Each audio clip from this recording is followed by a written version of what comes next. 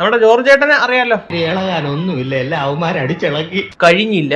ഇനിയും ഉണ്ട് അണ്ണന്മാര്. അറിയാത്തവർക്കായിട്ട് ജസ്റ്റ് ഞാൻ ചെറിയ ക്ലിപ്പ് കൂടെ പ്ലേ ചെയ്യാം.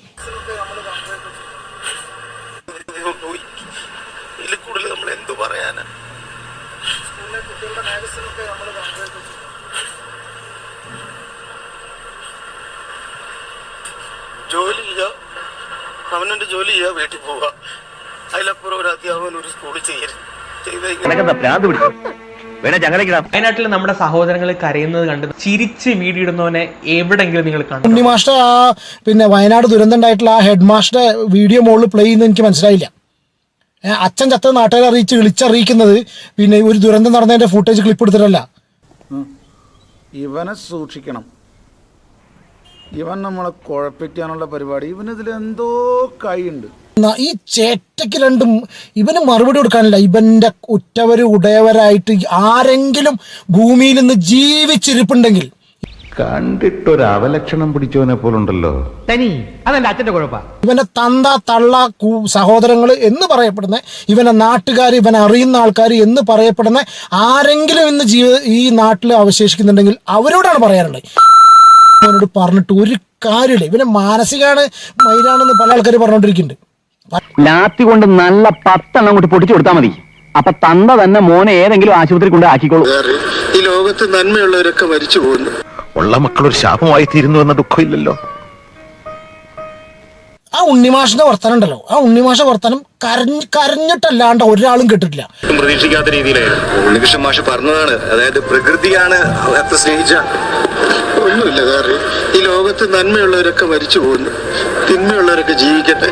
മലയാളം മനസ്സിലാവുന്ന, ഇനി മലയാളം മനസ്സിലാവാത്തവരാണെന്നുണ്ടെങ്കിലും അത്രയധികം വിഷമത്തോടു കൂടി മാത്രമേ വയനാടിന്റെ ഓരോ വീഡിയോയും ഓരോ ന്യൂസും നമ്മൾ കേട്ടിട്ടുള്ളൂ. എന്റെ വീട്ടിൽ ഇതുപോലെ ആരെങ്കിലും എന്തെങ്കിലും പറ്റുമ്പോൾ നീ ഇതുപോലെ അവന് തൊലിക്കണം കേട്ടോ. മയില് ആശുപത്രി കൊണ്ടുവരുമെന്ന് എല്ലാരും പറയണേ. വേണ്ട, പ്രാന്തന്മാരുടെ ആശുപത്രിയിലൊന്നും എന്റെ കുഞ്ഞിനെ കൊണ്ടുപോകണ്ട. പക്ഷെ ഈ ചെറ്റനെ കിട്ടിയ 2 എണ്ണം ഞാൻ പൊട്ടിക്കും. അത് 10,000 മടങ്ങ് ഷുവറാണ്. ഈ പോനെ എന്തെങ്കിലും ഒരു ദിവസം എന്റെ മുന്നിൽ പെട്ടു ഓനെ കണ്ടുന്നുണ്ടെങ്കിൽ വേറെ ഒരു വർത്താനവും ലേബനെ ഞാൻ പൊട്ടിച്ചിരിക്കും. ഇവനെ ഉണ്ടാക്കി വിട്ട സമയത്ത് 4 വാഴ വെച്ചിരുന്നെങ്കിൽ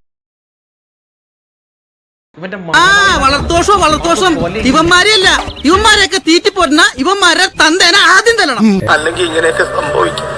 ഞങ്ങളൊക്കെ ഇവിടെ ഇരുന്ന ഞങ്ങൾ പഠിപ്പിക്കുന്നത് ഇവിടെ എല്ലാവരും പഠിപ്പിക്കും, മക്കളോട് പറയും. ഇനി മേല ഇമാതിരി പോക്കൃതം കാണിക്കണം.